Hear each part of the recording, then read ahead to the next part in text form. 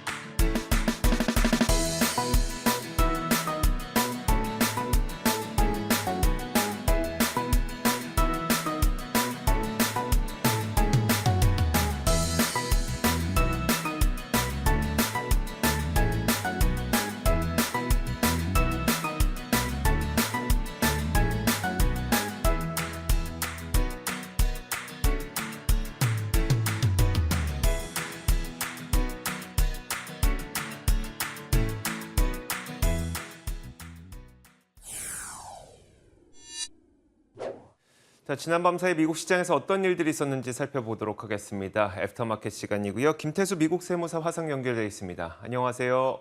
네, 안녕하세요. 자, 오늘도 총 세 가지의 키워드가 준비가 되어 있는데 어떤 키워드가 있을지 한번 살펴보도록 하겠습니다. 첫 번째 키워드부터 한번 열어볼게요. 첫 번째는 바로 이겁니다. 달러 강세 지속인데 이게 시장을 참 힘들게 만들고 있죠. 어떤 내용일까요? 네, 미국 달러 강세가 지금 굉장히 강하게 장기적으로 지금 진행이 되고 있는데 지금 인플레이션 억제하겠다고 연준이 계속 금리 인상 이렇게 하다 보니까 또 최근에도 또 75bp 인상을 했습니다. 이러다 보니까 지금 80년대 초 이후에 어떤 그 달러 현상이 굉장히 가장 빠르게 일어나는 그런 모습을 보이고 있습니다.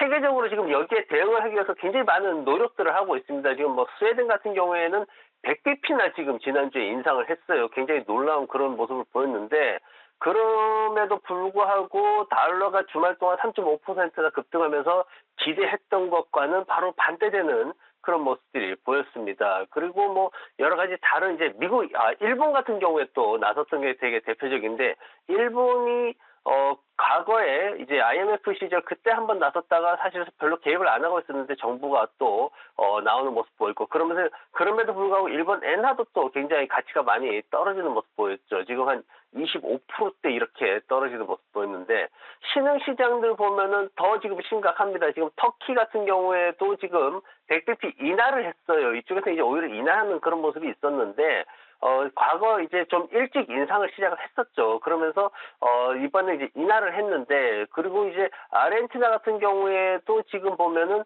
좀 안 좋은 상황인데 이들은 지금 달러 대비해 가지고 한 40% 정도 상승하는 그런 모습을 보이고 있습니다. 굉장히 지금 신흥 시장에서는 정말 어려운 그런 상황들이 진행이 되고 있고 뭐 지금 각국의 중앙은행들이 금리를 올리든지 내리든지 상관이 없어요. 무조건 달러는 강세를 그대로 유지하면서 계속 올라가고 있는 그런 모습들을 보이고 있습니다. 선진국이든 아니면은 뭐 신흥국가든 상관없이 모든 국가들을 가리지 않고 통화 체계가 지금 굉장히 심각한 고통 수준에 들어가 있다는 것이 지금 전체적인 달러 시장의 상황입니다. 알겠습니다. 이제 S&P 500 기업들의 전체 매출 가운데 60%가 해외에서 발생한다고 하더라고요. 그만큼 만약에 달러 강세가 계속 진행될 경우에는 미국 기업들의 실적에도 분명히 큰 타격이 있을 것 같거든요. 어느 정도의 영향이 있을까요? 네, 맞습니다. 지금 팩트셋에 따르면은 지금 미국 이외 지역에서 뭐 40% 최대 한 60%까지도 이제 예상을 합니다. 이제 해외에서 현지에서 고용을 하죠. 그리고 상품을 판매를 하고 수익이 발생을 합니다. 이제 뭐 우리가 알고 있는 기업들 애플이라든가 스타벅스라든가 아니면 나이키 이런 회사들이 이제 대표적인 기업들이 되겠죠. 달러 강세가 미국인들이 이제 해외로 여행 갈 때는 굉장히 좋습니다. 그럼에도 불구하고 이제 자국 내에서는 굉장히 각국의 국가들은 안 좋은 상황인데 지금 보면은 예를 들어 가지고 이제 중국에서 이제 나이키가 돈을 많이 벌었단 말이에요. 그래 가지고 돈을 벌어 가지고 그걸 이제 미국 본사로 송금을 해야 되는데 그러려면 달러로 이제 전환을 해야 되죠. 그럴 때 이제 달러가 강달러 상황이 되니까 상당히 그냥 앉아서 이제 손해를 보는 이런 상황들이 이제 생기는 겁니다. 모건 스탠리에서 지금 최근에 추정한 거는 뭐냐면은 달러 지수가 1% 증가할 때마다 S&P 500 기업들의 주당 순이익이 0.5% 감소한다. 이렇게 지금 발표를 했는데 최근에 보면은 이제 페이스북이라든가 아니면 어도비라든가 이런 회사들이 2분기 실적 발표하면서 강달러로 인해서 순이익이 감소를 했다. 이렇게 지금 언급을 했거든요. 그러면서 3분기에는 이게 더 심화될 거다. 이렇게 얘기를 했습니다. 그러면서 이제 주가가 더 추가적으로 하락하는 모습 보였죠. 이제 3분기 실적 발표 시즌이 다가오고 있거든요. 이 불안감이 지금 더 가중되고 있는 그런 상황이고 거기다 또 기관들 같은 경우에는 이런 것들 강달러 현상 때문에 어떤 예측치, 순이익 예측치나 이런 것들을 더 하향 조정할 것이다. 이렇게 지금 전망이 되고 있어가지고 더 위험이 커지고 있는 모습입니다. 지금 나이키 같은 경우만 하더라도 지금 나와 있는 게 뭐냐면은 실적 이제 분기 순이익 발표하는데 실적이 기존에 95센트였던 걸 갖다 90센트로 줄이는 그런 상황이 있었고 전체 연간 전체로 보더라도 주당 3달러 70센트 정도 이렇게 순이익 예상했다가 이걸 10센트 낮추는 그런 모습을 보였고 그 이유가 바로 강달러 때문이다. 이렇게 지금 발표를 했기 때문에 팩트셋에서 어떤 예상하는 그런 순이익 성장률이 더 나빠질 것으로 기대를 하는 게 기존에 6월 달만 해도 9.8% 성장할 거다 했는데 지금은 4.2%까지 하향 조정됐거든요. 그 대표적인 예가 경기 침체라는 것도 있지만은 강달러 현상이 지금 더 심각하게 시장을 압박하고 있는 그런 모습입니다. 자, 이제 3일만 있으면 이제 3분기가 모두 완료가 되는데 이 3분기 내내 달러 강세가 지속이 됐기 때문에 분명히 3분기 실적에 그 영향이 있을 것으로 보입니다. 이 3분기 실적에 대한 불안감이 좀 가중되고 있는 분위기고요. 자, 근데 조금 더 약간을 확대해서 보면은 이게 좀 외환 위기까지 가는 것 아니냐는 불안감도 현재 존재를 하거든요. 이게 그냥 한 소리가 아니라 블룸버그에서 또 이런 보도를 내놨어요. 요즘처럼 달러 강세가 굉장히 강력해지고 유로와 엔화, 파운드와 가릴 것 없이 모든 통화들이 좀 위기감을 보이고 있다 보니까 위기 수준의 위험이 좀 감지되고 있다라는 이 보도를 내놓고 있거든요. 결국 아시아의 중요 통화인 엔화, 위화나 모두 약세를 보이고 있는 것이 이머징 쪽에서 특히 아시아 시장에서의 외환위기 가능성이 높아지는 것 아니냐 이런 보도를 또 내놓기도 했습니다. 그러다 보니까 굳이 저희가 방송에서 위화감을 조성하려고 하는 것은 아니지만 혹시라도 이게 외환위기로 번질 가능성에 대해서는 어떻게 바라보고 있을까요, 월가에서?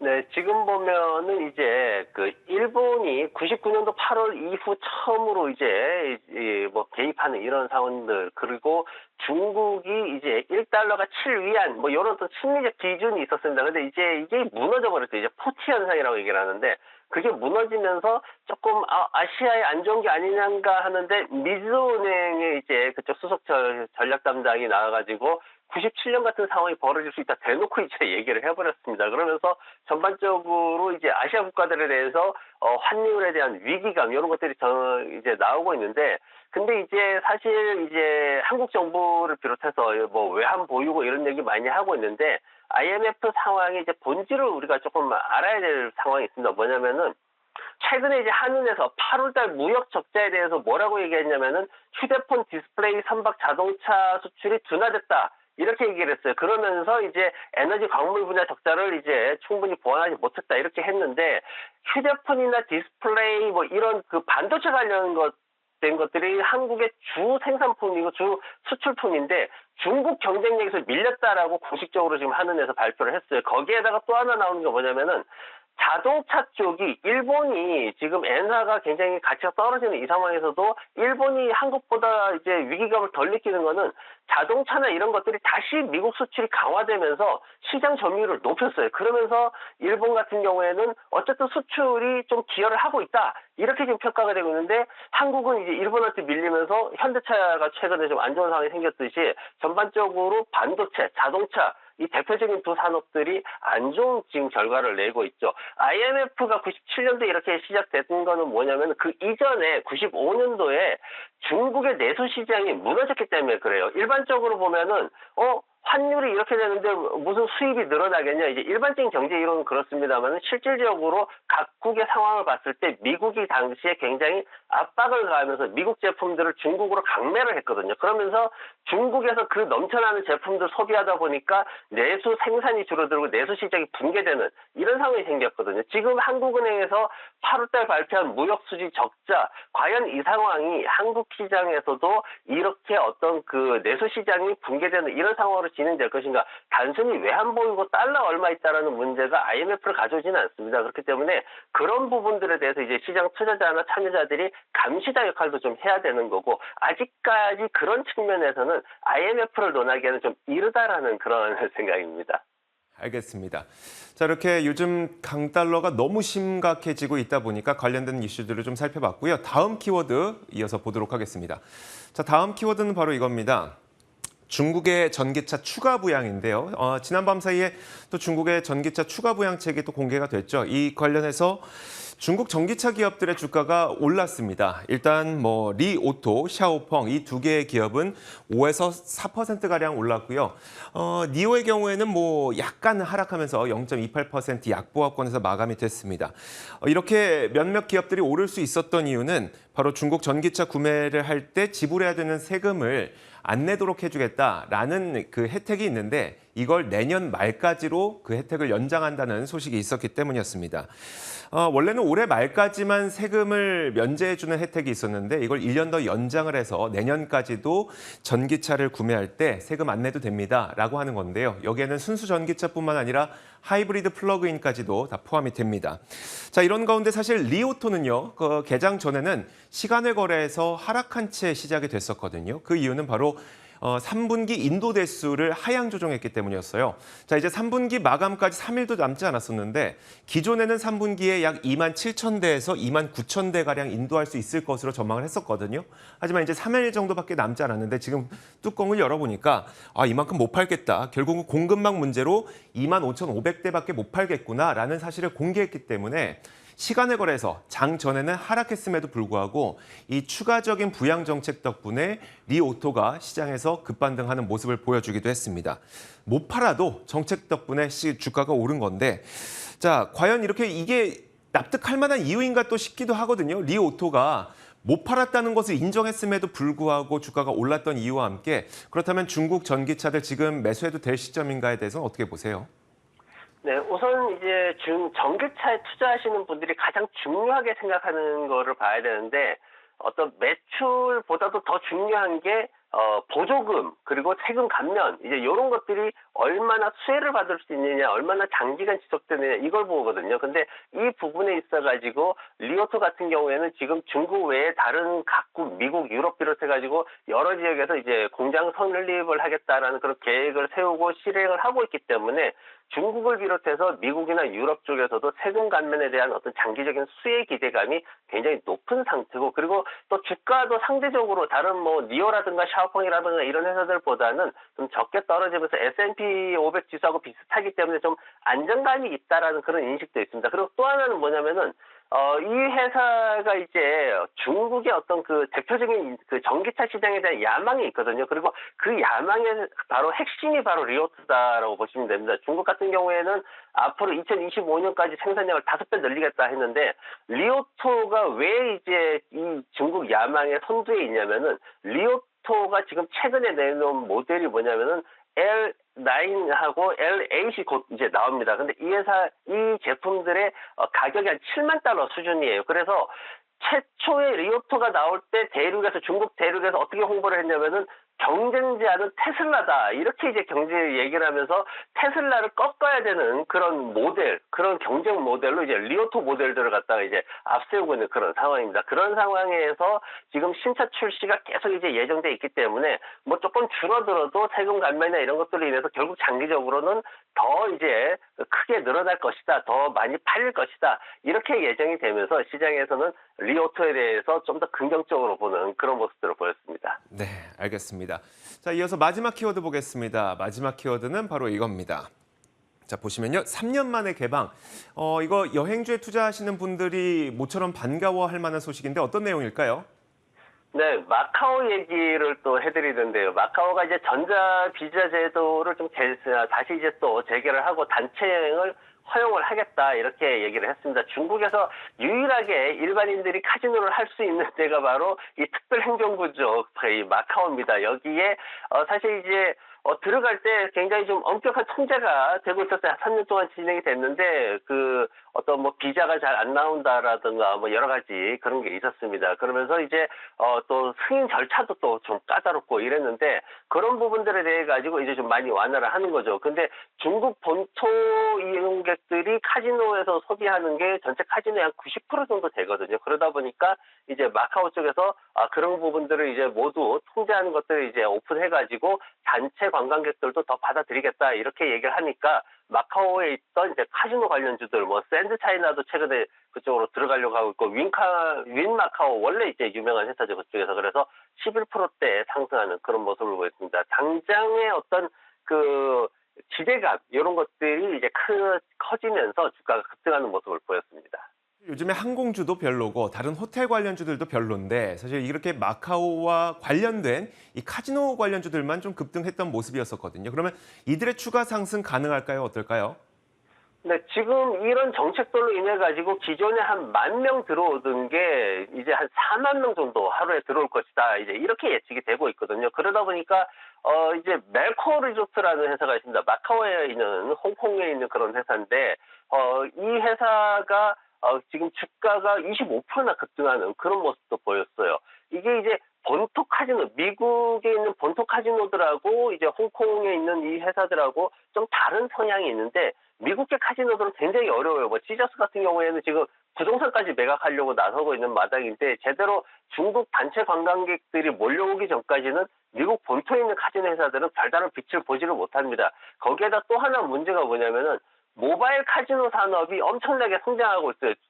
마카오 쪽은 이제 중국 본토 사람들이 들어오면 그 사람들이 메워주기 때문에 괜찮은데 미국 본토 쪽은 이제 시장이 이제 오프라인 쪽으로 잘 안 되다 보니까 이제 온라인 쪽으로 해서 모바일 카지노 산업이 엄청나게 성장을 하고 있습니다. 그러다 보니까 실질적으로 이제 뭐 라스베가스에 있는 카지노 회사들이 사람들이 늘어나더라도 그렇게 크게 늘어나지 않고 그리고 큰 돈을 쓰지 않는 이런 상황이 지속되고 있으면서 미국 본토에 있는 카지노 회사들은 굉장히 어려운 상황들이 당분간 더 지속될 수밖에 없는 그런 상황이고 다만 온라인 쪽에 좀 들어가서 빠르게 성장하는 회사들 그리고 중국 쪽 소비자들을 기대할 수 있는 그 마카오 같은 그런 회사들은 앞으로 어떤 실적이 성장함에 따라 가지고 더 크게 주가가 상승할 수 있는 여력이 있다라고 보여집니다. 네, 알겠습니다.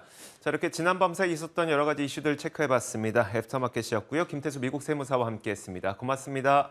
네, 고맙습니다.